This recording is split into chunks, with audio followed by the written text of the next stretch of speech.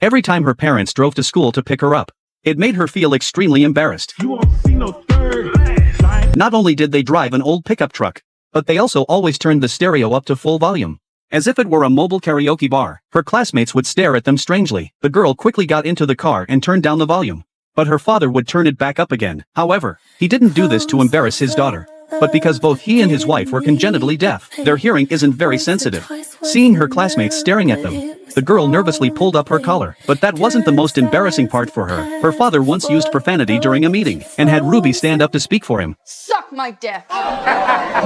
Not only that, but even when her father went to see a urologist, Ruby had to accompany him and act as a translator. To describe his embarrassing symptoms, Ruby quickly interrupted her father, saying, the doctor already understood his condition. The doctor advised her parents to pay attention to hygiene. Ruby's parents and older brother are all deaf and mute, but God had given her a special blessing, making her the only able-bodied person in the family. However, the cost of this blessing is immense. The family relies on fishing to make a living, and to help her parents go out to sea to fish, Ruby set her alarm for 3 a.m. The reason she went out to sea with them was because only she could use the radio, so their boat could be approved to go fishing. Even selling the fish had to be done by her. Ruby supported the entire family on her own. The morning's hustle and bustle left her exhausted. She didn't even have time to eat breakfast before rushing to school. Though life was tough and bitter, Ruby never complained. Sadly, there was no amendment to protect the right to nap, Ruby. Wait. She had grown accustomed to her classmates' mockery, but deep down, she felt deeply insecure. Ruby had secretly harbored feelings for a boy named Miles, but she lacked the courage to confess her feelings. To spend more time with Miles, when selecting elective courses, Ruby secretly enrolled in the choir with him. At that moment, she didn't know that this seemingly trivial decision would quietly change the course of her life, because she had always been ostracized by her classmates.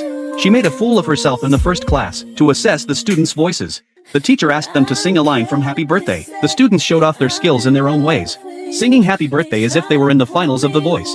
Happy birthday to you. Happy birthday To you. Happy birthday, Mr. Bernardo.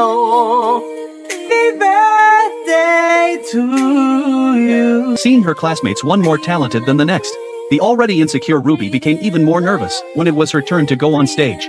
She was so nervous she couldn't breathe, and didn't even have the courage to open her mouth. In the end, she chose to escape to protect herself. She went alone to the lake, and in this quiet little world where no one disturbed her, Ruby was finally able to breathe freely and rediscover her own self. Actually, Ruby still loved singing, and she was quite good at it, but her self-doubt prevented her from expressing herself. After thinking it over all night, the next day she approached her teacher alone. First, she apologized for running away the previous day. Fortunately, the teacher didn't dwell on it. Then Ruby shared her fears. After learning about Ruby's experience, the teacher used the inspiring story of musician Bob Dylan to encourage Ruby to muster the courage to use her voice to showcase the unique charm of freedom. The teacher's words boosted Ruby's confidence, and the teacher also developed a keen interest in this young girl.